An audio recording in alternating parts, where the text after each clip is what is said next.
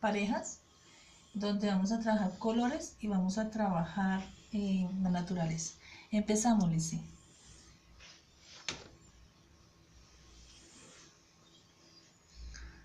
Lice, ¿con qué color empezamos? Con azul. Azul, Lice. ¿Con qué va el azul, mami? Con el mar. Muy bien, Lice. ¿Qué otro color? En verde. Listo, Lice. Con el sapo.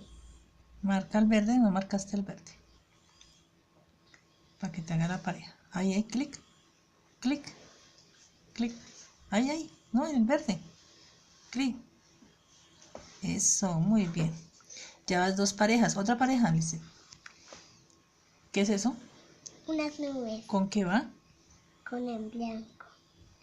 Muy bien, Lice. Bravo, 3 parejas. Otra pareja. ¿Qué es?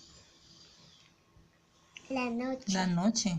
Con negra. Negro. Marcaste la noche. Marca la noche. Márcala con el clic.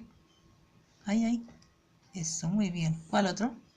El amarillo. Bueno, el amarillo. Vamos. Eso, ¿con qué va? Con el sol. Muy bien. ¿Cuál otro? El rojo. Muy bien, el rojo. Vamos, el rojo. ¿Dónde está el rojo? ¿Eso qué es? Un tomate. ¿Un tomate con qué color? Con el rojo. Muy bien, Lice, bravo. La niña terminó su juego el día de hoy. Terminamos, la niña reforzó colores y reforzó la naturaleza. Gracias, compadre.